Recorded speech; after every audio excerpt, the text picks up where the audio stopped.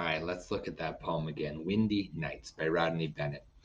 This time you should have it in front of you, right? We're going to look at what he does. There are two things. One is this right? There are a lot of R sounds, right? And that's alliteration. Alliteration is when you use the same sound again and again.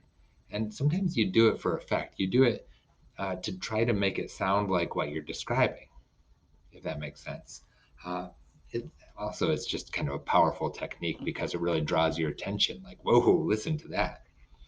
Rumbling in the chimneys, rattling at the doors, round the roofs and round the roads, the rude wind roars, raging through the darkness, raving through the trees, racing off again across the great gray seas. Notice that once the wind raced off, that we stopped with the R's, and it was the great gray seas. It was like the sound changed when the wind went somewhere else. Interesting, right? So look at all these R's rumbling, rattling, round roofs, round roads, rude, roars, raging, raving, racing. It's powerful. So we're not talking about some gentle breeze here. You can tell by the way the poem is written that we're talking about some wind, like some serious wind, maybe not hurricane force, but serious wind, right? And so the way it was written really makes us feel that. There was description, right? It described rattling the doors, rumbling in the chimneys. These are sensory details. Raging and raving. You don't need to know what raging and raving mean to know that this is some serious stuff. And racing off, right? That's personification. Racing off. Wind doesn't race. Wind doesn't say ready, set, go. No, I mean, it goes fast. It doesn't race. That's personification.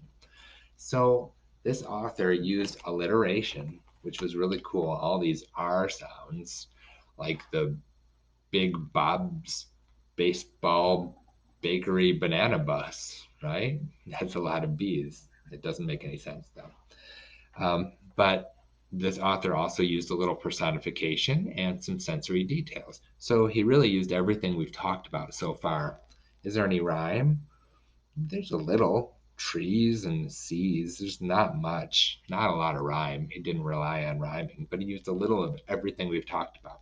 So today you're going to think about how can I write a weather poem?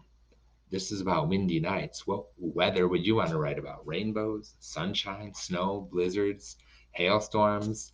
What weather would you want to write about? Floods? You know, there are all kinds of weather related things. And we're in Minnesota, so tornadoes.